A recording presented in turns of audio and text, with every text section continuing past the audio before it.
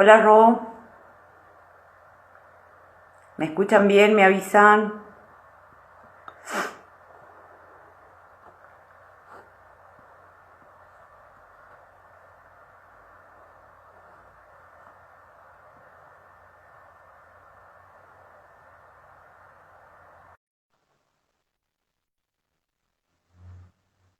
¿Me avisan si me escuchan bien? Porfa.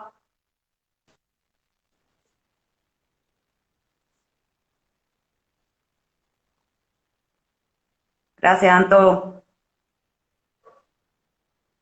Gracias, Giselle.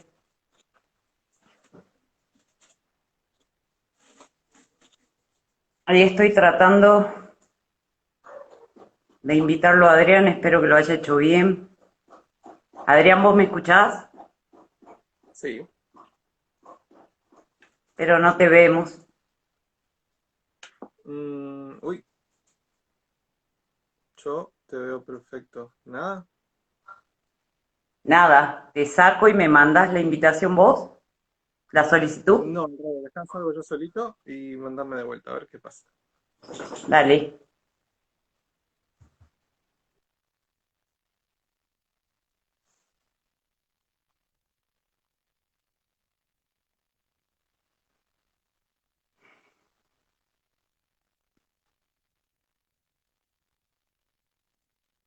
Sí, ahí salió y vuelve a entrar y prueba. Si no, alguno esté listo y arranca, ¿eh?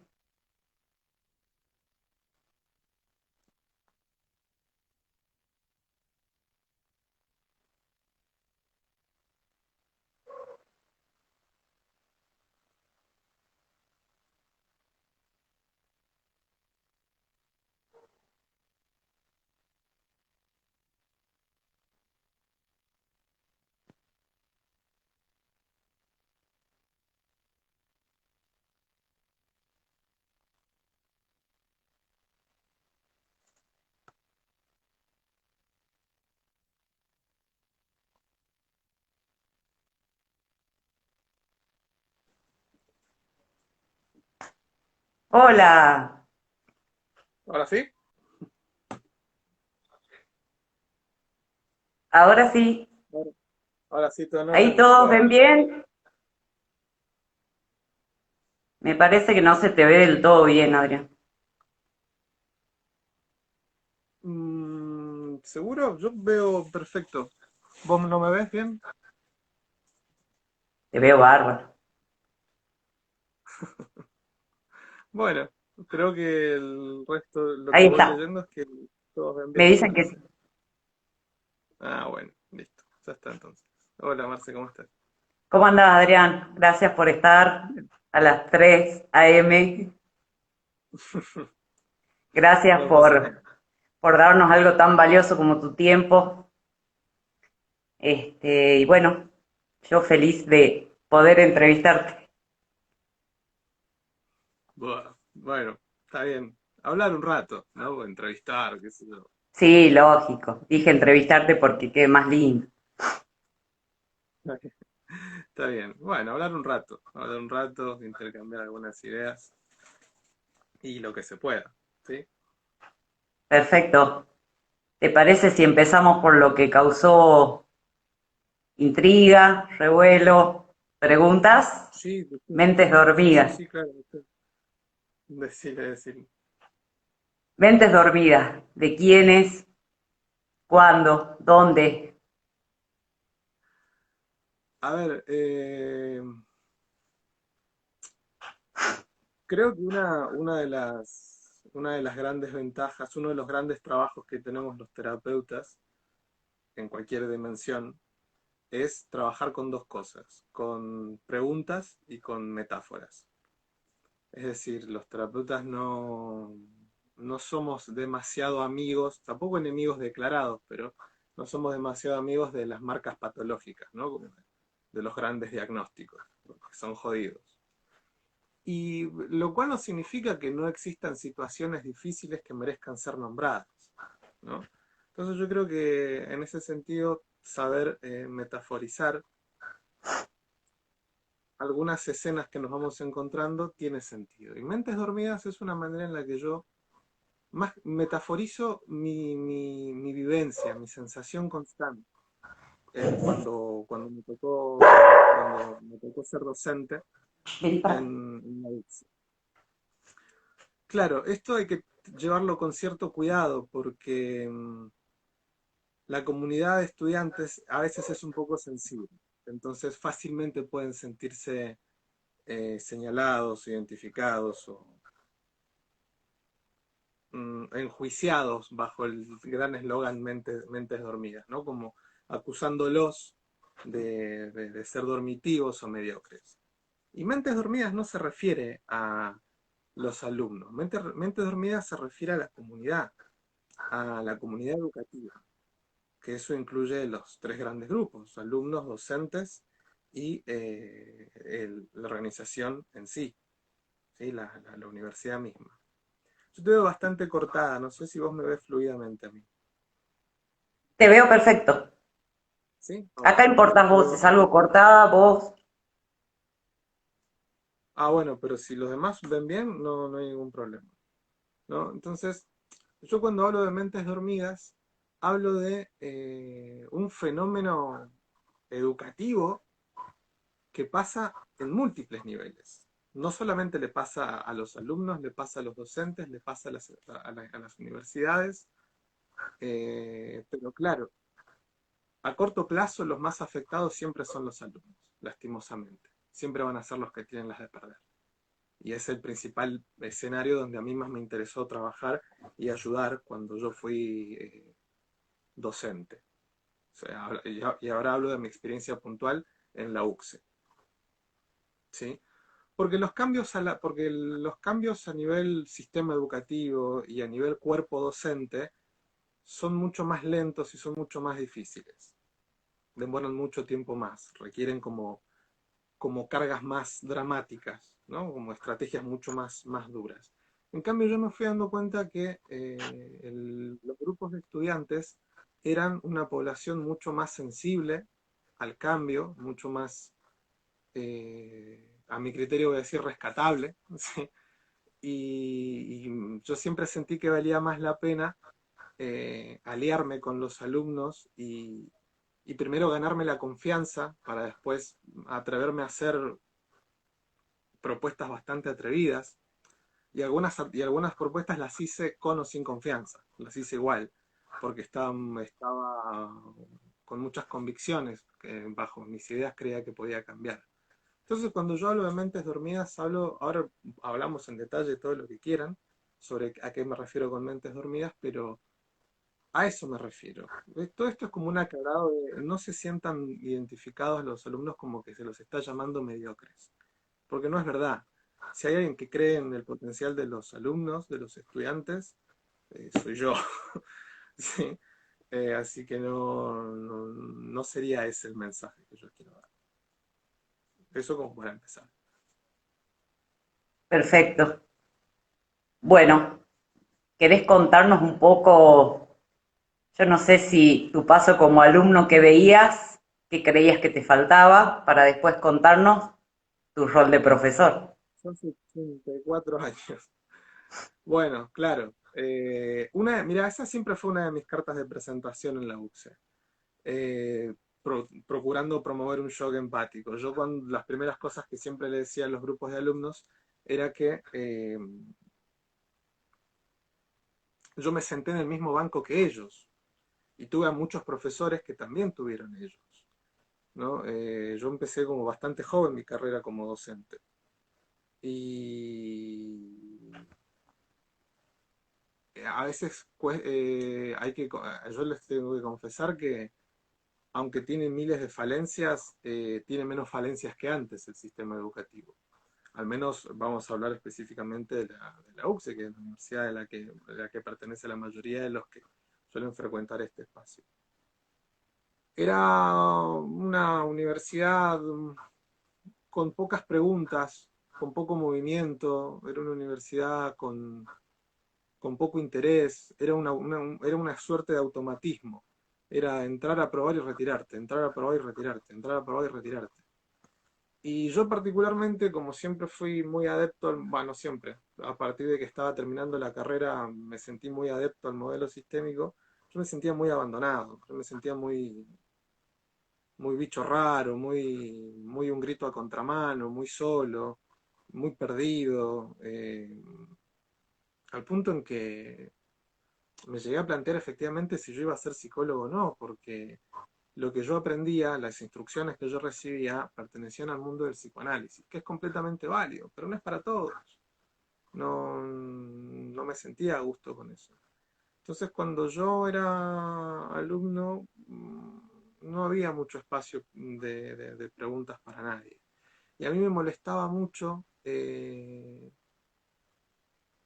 la, la, la deshumanización que había, porque si bien podía generar alguna que otra amistad, no se generaba una red de futuros profesionales, o sea, no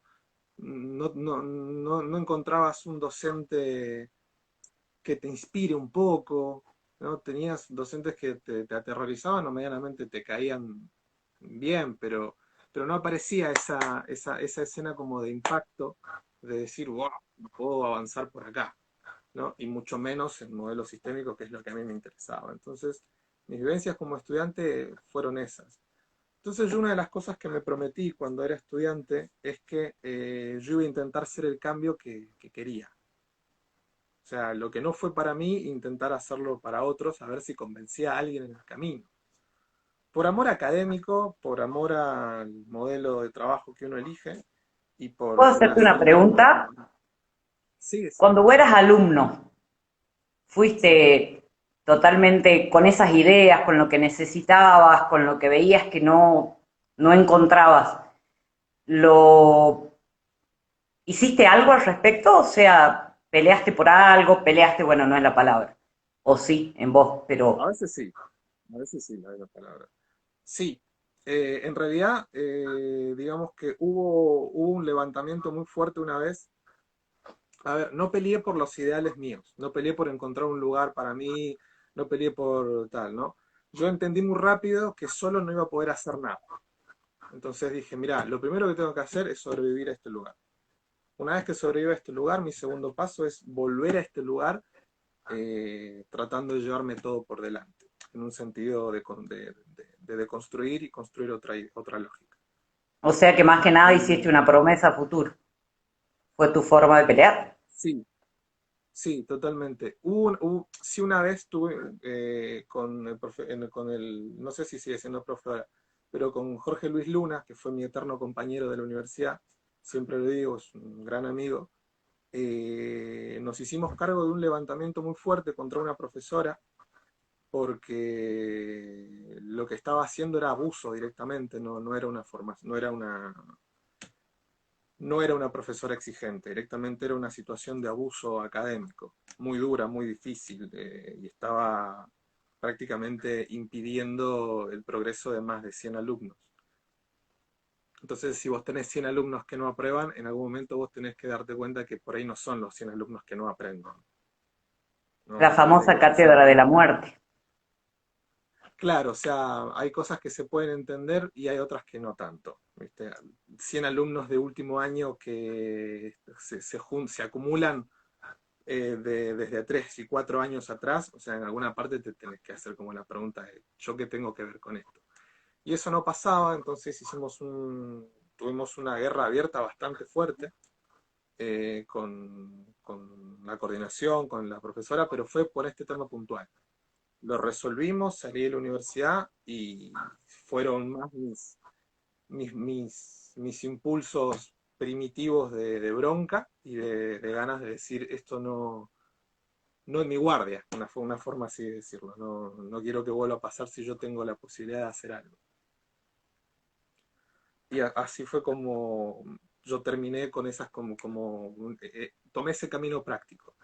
Me recibo rápido, pero me prometo volver para intentar cambiar algunas cosas.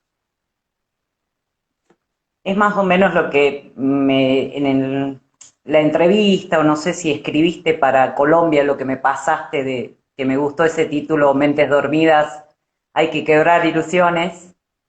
Cuando hablas que el grado no tiene nada que ver con la competencia pedagógica de un docente. En lo absoluto, porque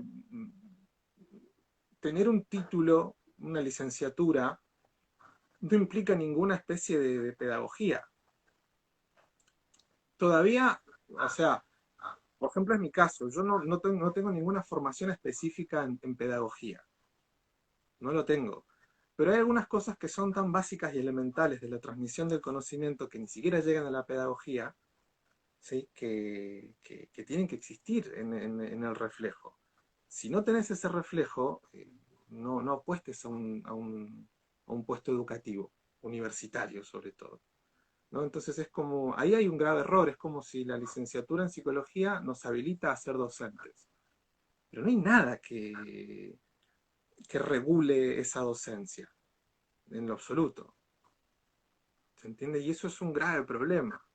¿No? O sea, podrás ser muy buen terapeuta, no significa que seas un buen docente. En lo absoluto. Podrás ser un excelente escritor, no significa que seas un buen docente. ¿Se entiende? Y yo soy un gran ejemplo de que seguramente haciendo un estudio formal podés conseguir muchas herramientas, pero a veces simplemente se necesita una cuota de humanidad y una cuota de preguntar y una cuota de comprender que se trata de una relación educativa, no se trata de una educación bancaria, ¿no? O sea, yo tengo que decir, lo digo siempre, yo no he tenido formación pedagógica, yo he tenido voluntad y ganas de escuchar a los alumnos. ¿Y crees que en esos casos gran parte, no sé si llamarle culpa o sí, es de nosotros? Mira, hay algo que yo comprendí también y hago un paralelismo con algunas cosas del mundo de la psicoterapia. Yo creo que así como las universidades pueden ser bastante abusivas y algunos docentes, porque no voy a hablar de nadie en particular, primero porque no tengo por qué, pueden tener negligencia, ya sea por acción o por inacción, hay que pensar que hay una cuota de responsabilidad en el malestar general también de parte de los alumnos. Es decir, si tenemos que ser sensatos y complejos a la hora de pensar un problema, uno de los grandes pasos es que los alumnos se pongan a pensar de qué manera sufriente, dolorosa, ¿sí? Colaboran en sostener el problema. ¿Sí? Pero claro, eso es una dificultad, porque los alumnos son los que tienen más que perder que nadie en toda la comunidad. Porque apuestan sus sueldos, apuestan su tiempo, apuestan los sueldos de la familia, buscan con desesperación. Entonces, yo entiendo que tienen muchas cosas que invertir y eso hace que sea como mucho más rígido el animarse a hacer cambios. Lo entiendo. Por eso yo siempre les dije a mis estudiantes que no busquemos hacer una revolución definitiva, absoluta, ¿no? Porque no sé si es esa la situación más adecuada. Pero sí creo que hay microcambios que se pueden hacer, ¿sí? Que son a los que yo aposté en mis espacios de trabajo. Mira, si yo tengo un paciente de 24 años, por darte un ejemplo, que presenta un cuadro psicopatológico, lo que vos quieras. Evidentemente, cuando vos revisás la historia familiar, notás que en la historia hay un montón de elementos que explican un poco de esa situación que está sufriendo esta persona de 24 años. ¿Sí? Pero también tenemos que comprender que una persona de 24 años no tiene el mismo grado de responsabilidad que si estas manifestaciones ocurren en un chico de 8. ¿Se entiende? Una de las Sí. grandes premisas y apuestas de cambios psicoterapéuticas es creer que esta persona de 24 años puede producir un cambio. ¿Sí? Bueno, la misma Sí. lógica yo utilicé para trabajar con mis alumnos. ¿Sí? Tratar de encontrar en los espacios cuidados, chicos, pequeños que se podían, en el secreto educacional prácticamente, alumno docente, ¿sí? Tratar de producir pequeños cambios en la relación con ellos. Cambios que no necesariamente traigan un gran costo como ganarse el odio de algún docente o ganarse el señalamiento de la universidad. ¿viste? O el señalamiento de otros compañeros, ¿sí? Mm. Porque hay un fenómeno de la rigidez también, y con esto sí me voy a meter con los alumnos. ¿Y por qué me meto con los alumnos? Porque sostengo lo que dije al principio. Creo que son la población más sensible para poder producir un cambio, ¿sí? Donde se producirían los cambios más rápidos y más necesarios. ¿Sí? Los cambios a largo plazo y permanentes sí hay que pedirlos a todo el sistema educativo, pero eso ya requiere otras medidas. Yo les quiero contar lo que yo hice. Hay algunos fenómenos que ocurren dentro de los alumnos cuando llegan por lo menos a cuarto año, que era donde yo estaba en la cátedra. Yo creo que a mí me pasó que recibí una gran desilusión porque cuando me tocó hacerme cargo de la cátedra de psicoterapia sistémica para alumnos de cuarto año, en mi fantasía estaba que iba a llegar con estudiantes de 21 a 23 años en promedio, estando a un año y medio, dos, de terminar la carrera, unas ganas de masticarse el mundo y unas ansias de aprender y de preguntar y de avanzar tremendas. Esa era como mi fantasía, que me iba a encontrar con esa población. Y cuando llegué me encontré con grupos de estudiantes frágiles, asustados, temerosos, muy dueños del silencio. eh, y claro, esas conductas que podríamos llamarlas patológicas no venían del lado de la voluntad, de hoy voy a decidir no decir un carajo en clase. No venían desde ese planteo, sino que eran el resultado de años de haberse integrado en un sistema perverso y haber aprendido su lugar reduccionista en eso. Y eso yo no lo soportaba. A mí me daba una bronca tremenda ver futuros terapeutas, futuros psicólogos, futuros investigadores callados, en silencio, mezquinando las ideas, amagando las preguntas, bajando la mirada para que no se les emita una pregunta, sin hablar con nadie. Entraban de a tres con su grupo con el que habían entrado en primer año y se iban de a tres del aula. Es decir, una fragmentación muy jodida. Y eso a mí me partía el alma. Yo no lo podía soportar. No lo podía soportar. Por eso la desesperación de sentir que tenés a una persona desmayada al lado tuyo, ¿no? Y es una persona, y esto es lo que a mí más me dolía, eran mentes brillantes, eran mentes curiosas, con ideas muy copadas, con críticas muy buenas, pero todo quedaba en un manto horrible de miedo, de silencio, de quietud, de rigidez, de desconexión, y algo que me parecía muy grave para una carrera de psicología de deshumanización.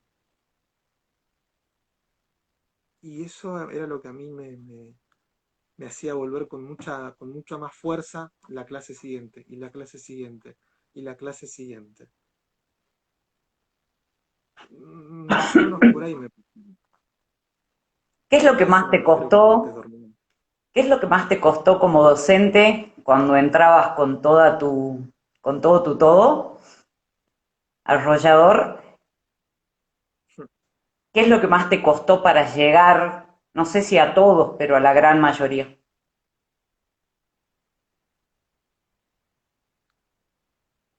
Eh, ¿O cuál es la, la resistencia más común que veías en ese grupo de estudiantes? Me Mira, ¿sabes qué refiero es a lo que vos más como profe, ¿no? A vos, Adrián, no como profe, ¿sabes como cualquier profe. las cosas que a mí más me costaban era lo que pasaba entre una clase y la otra? Porque a mí lo que más me costaba era eso. Porque claro, yo hacía cosas o proponía actividades o hacía preguntas o me jugaba lo que yo entendía, me jugaba una semilla de cambio en todo lo que podía y, y no sabía si estaba teniendo éxito, no lo sabía. O sea, era apostar constantemente a ojalá que esto funcione y ojalá que no me odien tanto. Te digo, es muy difícil bancarse no ser querido. Es muy difícil. Eh, es muy difícil joderle la vida a alguien porque yo sabía que les jodía la vida. Cuando les decía, no hagan grupo con las personas de siempre, siéntense en otro banco, hablale a ella que piensa distinto que vos. Eso que le dijiste a tu compañera al lado tuyo, decirlo en voz alta porque tu grupo lo necesita. Esas cosas que hacía todo el tiempo, que yo sabía que les jodía la vida, que rompía con rigideces, me pasaban dos cosas. Primero, siempre me decía para mis adentros, ojalá no me odien, ojalá no me odien, ojalá no me odien. Y yo sabía que una parte sí me odiaba. Y después, entonces después decía, ojalá que al fin de curso me quieran, ojalá que al fin de curso me quieran. Porque ser querido es una necesidad muy humana y puede funcionar y es necesaria para tener una sensación de protección. Eh, de las cosas más duras para mí eran lo que pasa, o sea, pensar en la clase y si tuvo efecto entre clases. O sea, apenas yo cruzaba la puerta y me iba rápido, yo automáticamente ya me quedaba pensando, ¿funcionó, no funcionó? ¿Tiene sentido? ¿Qué carajo estoy haciendo? ¿Se me fue la mano? No, anda más despacio, no, va, anda por más. Y un montón de cosas en mi cabeza. Y creo que después a nivel resistencia, lo que más me costó eh, fue conseguir que el alumno confíe en mí, en la medida de lo posible, claro, y que comprenda que mis intenciones de joder, de cambiar, de romper, no era con la intención de joderle la vida a nadie. Era una apuesta que yo hacía con la intención de traer un cambio, con la intención de producir una modificación. Y vivía muy pendiente de tratar de ofrecer esa confianza. O sea, yo me acuerdo que hasta, o sea, contradecía las leyes básicas de la seguridad social. No recibas caramelos de extraño. Yo les compraba caramelos y chocolates. A ver si se distinguían con el caramelo y con el chocolate y por ahí me escuchaban con un poquito más de voluntad. Cosas así. Creo que esas son de las cosas que a mí más me movilizaban y me hacían pasarla mal. Bueno, acá los chicos te están desaprovechando porque son puros elogios y nadie pregunta nada. Y a Adrián no le gusta eso, chicos, colaboren con preguntas. Media pila. Nada, No, pero yo te tampoco mereces estoy todas las haciendo, flores, está muy estoy bueno. escribiendo lo que voy a Todos, ver. todos A ver si resaltan que algunos, Anita pone que le devolviste las ganas de volver a clase. Todos se acuerdan de cambiarte de lugar, sentate con otro, no se conocen por el hablarles de los nombre. números. Ana Bueno, es que a pregunta, mí, ¿cómo surgió tu interés? Pero cortamos el tema, Anita. Bueno, ¿cómo surgió tu interés por la sistémica? Que decidí dijiste vos, que Marcia, decidí vos, lo que vos digas yo hablo. sí, Anita, decido yo, sí, please. Anita, te lo contesto después por WhatsApp. ¿Cómo fue tu relación con los demás profes? Nula,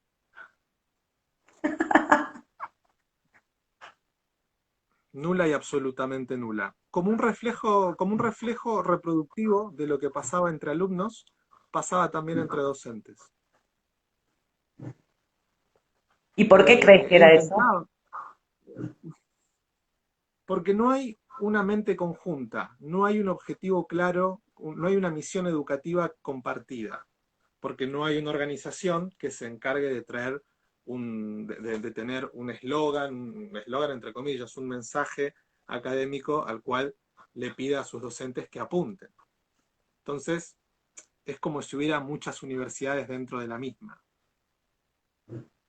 ¿sí? Porque cada alumno tiene que aprender específicamente cada procedimiento de cada docente. ¿Sabes una de las cosas que a mí más me jodían, pero que me rompían tanto las pelotas de los alumnos? Pues me estoy acordando, pues ya me están haciendo calentar por memoria solamente.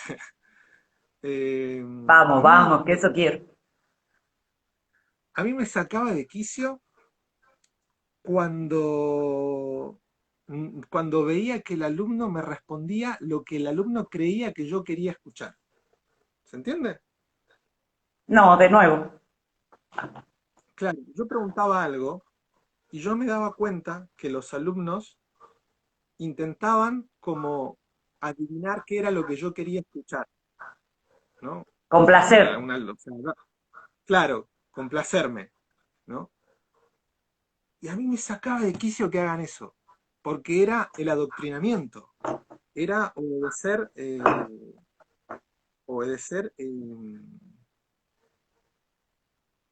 el mandato, ¿no? Era, ¿qué tengo que decir para aprobar? Y lo que tenía que decir no era decir con su voz lo que yo dije, lo que tenía que hacer era hablar, lo que tenía que hacer era cuestionar, lo que tenía que hacer era enfrentarme. Acá Y me eso me piden costó. ejemplos ¿Ejemplos de qué? de lo que acabas de decir. Hacías la pregunta y te saltaban con, Claro, por ejemplo, yo una de las cosas que según la siempre decía, chicos, causalidad, bla, bla, bla, bla.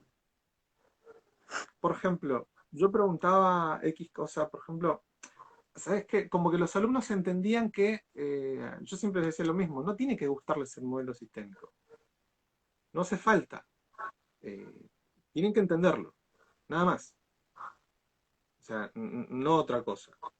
Y me daba cuenta que había gente que decía, sí, sí me gusta el modelo, o sea, pero buscaba complacerme como si yo buscara adeptos al modelo. Yo lo que quería era mentes críticas, mentes despiertas, eh, porque también aparecía este fenómeno de la timidez, y a mí me sacaba mucho de quicio la timidez. Sobre todo porque yo entiendo que la timidez puede ser una variable en la vida. Personas que tienen la timidez como un rasgo de personalidad que es completamente respetable, ¿no? Pero yo necesitaba que esa gente, sea tímida o no sea tímida de las puertas para afuera, en mi clase no lo sea, que se permita un espacio en la vida donde no sea tímido, porque yo necesitaba escuchar a todos, necesitaba seguir las ideas de todos, necesitaba que haya debate, que circulen palabras, porque me daba cuenta que la timidez no era timidez, la timidez era miedo, y pero ni siquiera miedo al sistema educativo, era miedo a los compañeros. Y eso me resultaba a mí insoportable también. Había muchas cosas que me resultaban insoportables, perdón, pero era una carga muy dura, me acuerdo. O sea, era hablar con mi terapeuta todo el tiempo de qué me pasaba a mí en esas clases, ¿no? Y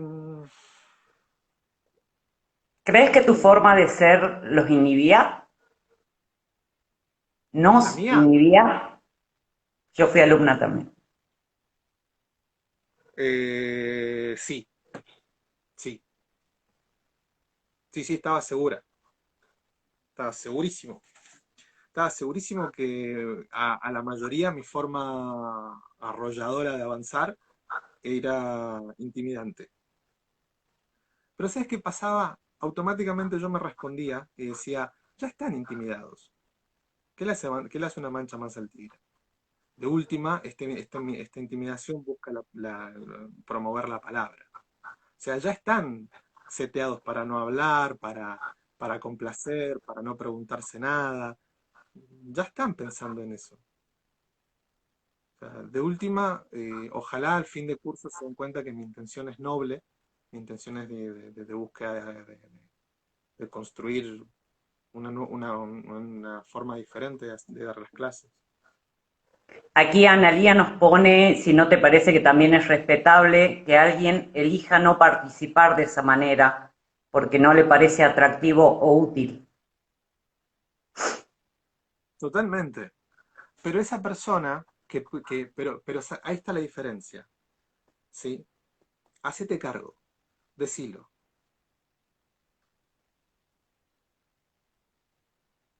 ¿Se entiende? Esa es la diferencia. Es completamente respetable, ¿no? O sea, tengo un alumno que, te doy un ejemplo, tengo un alumno que eso le trae más problemas que soluciones mi propuesta. Perfecto. Con vos tengo que hacer una diferencia. Se entiende. Ningún problema. Pero decilo. Hablalo. Promovelo. Busca tu lugar. Hablame. Ahí está la Decirte que diferencia. no me parece atractivo el tema es participar. Totalmente, totalmente que es participar. O sea, es ocupar un lugar. O decir, profe, esta metodología me está trayendo muchos problemas. Dale, vení, sentate, hablemos. ¿Cómo te puedo ayudar mejor? ¿Qué hacemos para la próxima? ¿Qué hay que cambiar en tu caso? ¿Crees que es un tema La de falta sistémica no me de... gusta. La sistémica no me gusta y la forma de dar tu clase tampoco. ¿Cómo? La sistémica no me gusta y la forma en que das tu clase tampoco. ¿Qué haría? Perfecto, está bien. Bien. ¿Cómo? ¿Qué haría, qué hago yo si me dicen eso? Ujú. Lo entiendo perfectamente y busco otra manera. O sea, si la sistémica te gusta o no te gusta, no me voy a poner a hacer un promocional para que te guste. Eso es una decisión personal, académica, que tiene que gestionarse cada uno, sin ningún problema. ¿Sí? Ahora, mi modo de dar clase, sí, eso sí tiene que ver conmigo y tengo que encontrar una manera en la cual te puedo ayudar mejor. Pero hay algunas cosas a las que yo no voy a renunciar. Perfecto.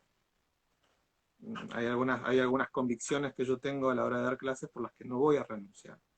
Lo que nunca hago, lo que creo que es lo que siempre traté y me pude haber equivocado muchas veces es no agredir a nadie, que nadie se sienta agredido. Eso es que es otra cosa, ¿sí? No es igual. Acá dice Ana que por ahí los alumnos no entran en eso, en ese tipo de tareas o de intervenciones porque no las encuentran significativas para su subjetividad ni para su profesión. Está bien, no Pero no todo es va a nada ser, de lo que estás planteando. no todo lo que se le proponga va a ser significativo para la subjetividad. Por ahí mi propuesta no lo era. Y bueno, mirá, vas a tener que pasar por un espacio que es parte obligatoria de tu formación, donde no te sentís identificado y no te conectás. Lo lamento mucho, pero esta es mi propuesta. O Y de sea, la última, voy qué a lindo tratar que de te armar. pase qué lindo y qué suerte que te pase con sistémica, que por desgracia la ve un solo año y no psicoanálisis de primero a quinto. Que si a mí me rompe la pelota, no tengo cómo decir, no me sirve para mi profesión. ¿Qué hago? Está bien, está bien. No, me Acá parece preguntan que el tema, si te parece posible, lo hable, el tema de esa dinámica que vos proponés con los alumnos, trasladarla a la relación con los profesores. No sé por qué creen que tu tarea es ser el pai de los profesores, pero está bueno. eh, es posible, pero tendría que tener otro rango. Tendría que tener otro alcance político, por decirlo así. Creo que siempre voy a creer que el cambio es posible. Siempre, Y siempre. ahora no me puedo perder una pregunta. Perdones a todos los que preguntan, pero no los estoy leyendo mucho. Si hoy te digo, este es tu rango, un rango allá, ¿qué propondrías? ¿Qué cambios introducirías en la universidad? Como institución, como, a ver, profes. No pensé Sí, mucho que me la vas a decir adornada, largada. ¿qué cambio traería yo? Mirá,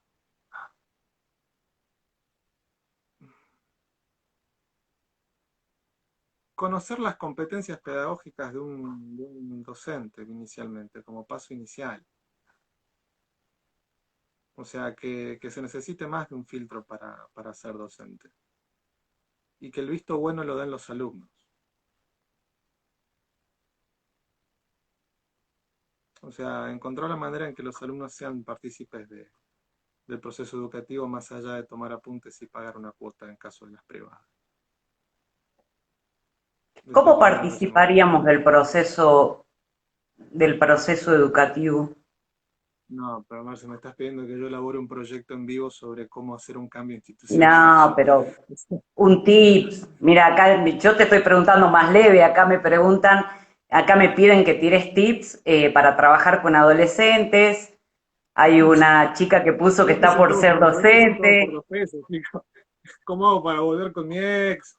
Eh, o Claro. sea, estos ¿Cómo hago son, para que me extrañe, le duela, claro, que sepa que se ¿haces sufre, pero se amarres, Adrián? aprende?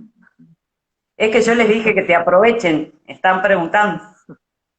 Te queremos de No, ministro de bueno. Educación, dice. No, ¿Sí o no? dudaría poco, porque dudaría poquísimo. Ah, No, es que no, es que por ejemplo, es que no sé decirte más cosas por un simple motivo. Eh, yo creo que el mejor eslabón, curiosamente, cuando trabajo con familias pienso lo contrario, pero siempre pienso que cuando trabajo con familias siempre creo que el eslabón intermedio de la jerarquía familiar, es decir, los padres son el eslabón más adecuado hasta que se demuestre lo contrario. En este caso vendrían a ser los docentes. Curiosamente pienso diferente con las universidades. Creo que el eslabón más pertinente para producir cambios son los alumnos. Siempre lo creí y siempre lo voy a creer. Entonces me cuesta mucho pensar en un espacio, cómo trabajo con docentes, cómo trabajo con toda la organización universitaria. No tengo puesta ahí la energía, no tengo puesta ahí las ideas. Tengo las ideas puestas en cómo trabajar con los alumnos, cómo hacer para incomodarlos. Porque esa es la palabra, incomodarlos. Incomodarlos no de cagarles la vida, de hacerles las cosas difíciles para joderlos, sino de hacerles las cosas difíciles para romper crisálidas, para romper rigideces, rigideces que no le hacen bien. Hay una suerte de lógica del adicto, es decir, el adicto sabe que eso que consume fuera de su control le hace mal, pero no lo puede evitar, ¿no? Yo creo que a veces los alumnos caen recursivamente en conductas que les hacen mal, ¿no? Y a veces no las pueden evitar. Yo creo que hay cosas muy simples como no te hagas amigo si no querés, pero hacete compañero. O sea, creen una unidad. Es decir, es muy miserable la formación de un psicólogo si se tiene que cubrir de los profesores avasallantes, como yo, y otros abusivos, que creo que yo no lo fui, no lo sé. De un sistema educativo que no te apoya.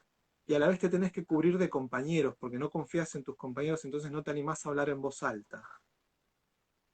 Y a la vez tratás de custodiar tu vida privada, tu vida personal, en un desequilibrio absoluto, porque sostener un proyecto de 5 años mínimo, como es la universidad, o sea, es una mierda. Es miseria por todo lado. Entonces vos lo único que querés es ir, conformar, aprender e irte. acá uno de los chicos Pero no, ponía muchas veces con el tema de los compañeros, ponía lo que nos inhibe como estudiantes es el miedo al ridículo. Que pregunto si la pregunta es estúpida, si lo molesto, si... Y eso es cierto. eso es A mí me cierto por dos pasa. motivos.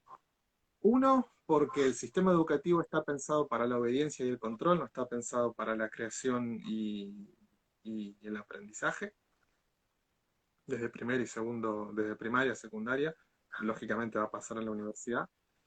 Y segundo, porque esto sí creo que pasa, los alumnos se duermen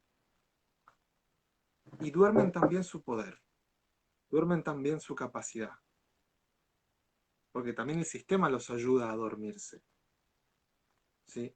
Entonces cosas muy chiquitas se pierden en el camino. Como hacerte compañero de tus compañeros, cambiar de grupo. O sea, esto es un clásico. Chicos, grupos de tres. Profe, ¿podemos ser cuatro? Tres. Tres. Es que somos cuatro desde primer año y queremos hacer los cuatro. Tres. Profe, O ¿puedo sea, hacerlo solo porque no me gusta en grupo? Claro, eso significa, en el fondo la traducción de eso es, profe, puedo hacerlo solo porque no confío en nadie y no tengo ganas de hacerme amigo de nadie y no tengo ganas de hablar con nadie nunca, qué sé yo. Mirá, si estuviéramos en ingeniería informática, dale para adelante. Pero no, chicos, estamos en una carrera de psicología. O sea, lo primero que tiene que primar es la conexión, la palabra, la humanidad. No podemos responder a esa lógica segmentaria. ¿Sí? Por eso mi desesperación, por eso mi propuesta de hablen. Él dijo algo diferente a lo que dijiste vos. Porque encima siempre pasa, viste, que no es que no tienen ideas, pero se la cuentan a la de al lado, al de al lado, y bajito, ¿no? O sea, vos fíjate que la clase ocurre entre microespacios, porque esos espacios son menos peligrosos, están como más cuidaditos, y ya, una burbuja, ¿no? De protección del contexto. Y eso no, yo no consigo que ocurra, por lo menos en una clase de psicoterapia sistémica, para ser mucho más específico, ni siquiera en una carrera de psicología, en una clase de psicoterapia sistémica. Porque si yo dejo que eso ocurra, no estoy expresando el espíritu sistémico. No significa que no existe espacio para lo privado, para lo personal. Lo que pasa es que sobra el espacio, hay muchísimo espacio de privado y personal. Entonces, en una cátedra de psicoterapia sistémica, mi intención es hacer el grito a contramano. El famoso levanten la mano los que piensan que sí y los que piensan que no. ¿Por qué sí y por qué no? Y se callan todos. Totalmente. A ver, hablando ya de mis jugadas, que no es ningún secreto. Yo muchas veces, fíjate, sabiendo que buscaban la complacencia, yo muchas veces afirmaba y defendía una posición. Vamos a suponer que hay un debate y hay dos posiciones, A y B, ¿no? Yo muchas veces, vamos a suponer que mi opinión original es la B. Yo muchas veces proponía y defendía la opinión A, y la defendía a rajatabla. Y veía que todos me decían, sí, claro, sí, sí, sí, sí, sí, sí, sí. Cuando estaban todos de acuerdo conmigo, decía que era mentira, que en realidad mi opinión era la B. Entonces, entonces iban todos atrás de vuelta, como buscando el camino de la complacencia. Ah, no, está bien, es la B, es la B. Y después volvía. No, la verdad que les mentí, era la A. Y jugaba todo el tiempo a ver en qué momento se cansan de seguir la manada y empiezan a poner preguntas en el camino. ¿Se entiende? Acá hicieron una pregunta emotiva que corta el Sí. clima para mi gusto, pero a Emi la quiero mucho. Emi pregunta, ¿qué le dirías a Adrián alumno hoy?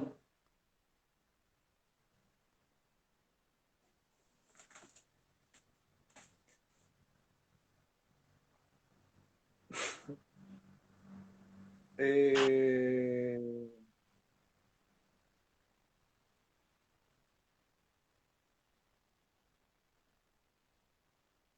no sé, un montón de cosas. Pero una de las cosas que le diría sería, sé mejor compañero. Creo que puedo haber sido mejor compañero. Creo que también intento que pase con los que fueron mis alumnos, intenté que pase con los que fueron mis alumnos, cosas que no pasaron conmigo. Cosas que yo no tenía la herramienta, no tenía el valor o no tenía la guía para intentar hacerlo. Eso creo que le diría. Creo que pudo haber Aquí sido Anita mejor dice, compañero. fuiste buen compañero. Una parte mía cree que no. Gracias, igual, Anita. Anita, ¿fue mejor compañero que docente?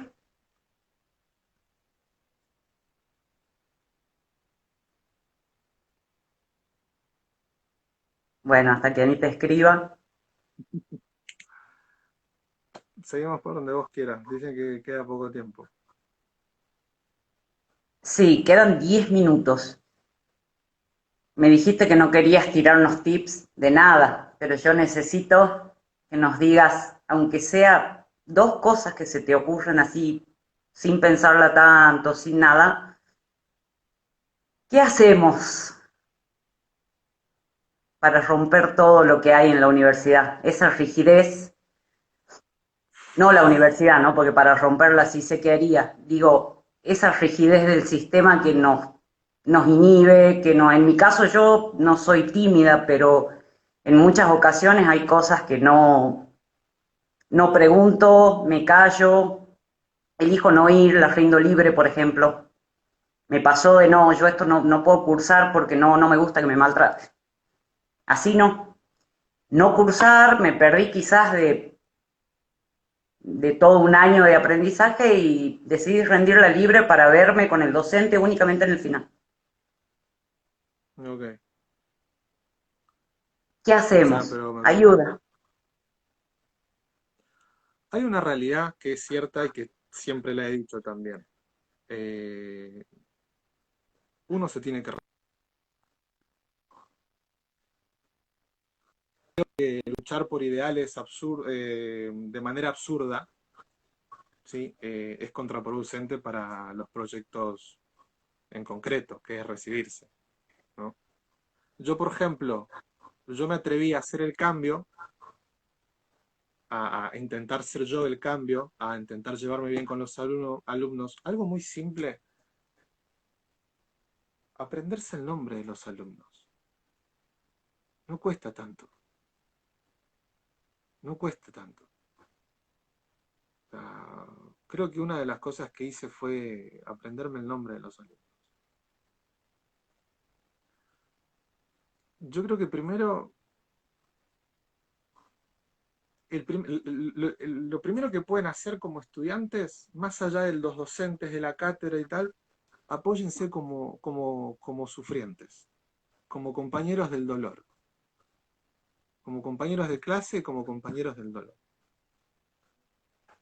O sea, pregúntense cómo están, tocarle la puerta al que no te llama, preguntá si alguien necesita un apunte, ofrecete para leer con alguien, eh, buscá ser compañero incluso si no te ayudan, porque en algún momento alguien va a hacer lo mismo que haces vos por otra persona. Entonces, buscá ser compañero, lo primero. No, da igual, o sea, si te recibís antes que uno que el otro, no, porque aquel me robó un trabajo práctico. Da igual, hermano, da igual, ya está, pasalo, listo, ya está. ¿Sí? Buscás el compañero, en primer medida. Con eso ya ganan un montón. Lo segundo es, sean estratégicos.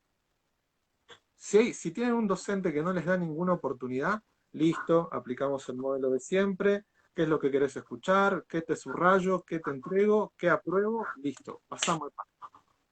Pero si tenés un docente que te ofrece alguna otra realidad, alguna otra experiencia, alguna otra posibilidad, no hagas lo mismo que haces con el que no. O sea, aprendamos a matizar, a identificar la diferencia. ¿Sí? Si tenés un docente que hace otra cosa, hace esa otra cosa. Y lo tercero, que es el golpe de gracia, sean ustedes el cambio que quieren. O sea, lo que no les gustó, lo que no les pareció, lo que viven como una injusticia, traten de reparar el mundo de otros que fue dañado en el de ustedes. Porque esto de las mentes dormidas tiene un efecto muy jodido, porque después terminamos teniendo profesionales con un gran título y con grandes inseguridades. Terminamos teniendo profesionales que no se animan a preguntar, que después no vuelven a estudiar más, que hacen cursitos de fin de semana y no siguen una carrera de posgrado o no siguen una formación fija, no aparece un espacio de supervisión, porque la herida queda, la herida psicológica de un maltrato universitario, después tiene un eco en el espacio profesional. Entonces, como gran medida, yo apostaría a esas tres cosas. sean compañeros, sean estratégicos, sean el cambio que no fueron con ustedes. Creo que son de las cosas que más intenté transmitir a través de todas las ocurrencias que tuve, todas las boludeces que intenté hacer. Hubo un año que con los chicos me acuerdo que hicimos un síntoma psicótico. No sé si eras vos con la que estábamos en ese curso. No, Hubo un año en donde hicimos a un mí me síntoma abandonaste psicótico. antes de ver Psicosis. Bueno, un dolor que tengo y que siempre lo tengo. Creo que no hay día, y esto lo digo muy en serio, creo que no hay día en que yo no se me arrugue una parte del corazón sintiendo que no estoy teniendo la oportunidad, decidí otras cosas y no tengo la oportunidad de seguir intentando hacer el cambio. La verdad que confieso que es una de las grandes cosas que tengo y que mejor. No, se entiende Pero perfectamente, pero si no me quejo, no existo. Ah, está muy bien. antes que, Bueno, Adrián, antes que queda, termine aquí me todo, están diciendo que quedan 5 minutos. Este, ok. por mi parte, agradecerte mucho, por parte de todos, seguramente también. 3 veces preguntaron, ¿volverías a la UCE? No, ¿verdad? Siguiente pregunta. Muchas gracias por todo y esperamos volver a tener un vivo con vos. Nos quedan 3 minutos y el próximo vivo sería, la verdad, maravilloso para nosotros. Ok. Respondiendo a la pregunta, sí, volvería. ¿A qué? Hay cosas que no tienen demasiada explicación. Pero si algunos otros aspectos de mi vida se acomodarían, volvería, porque realmente creo que ahí podía hacer algunas cosas que tenían cierto impacto.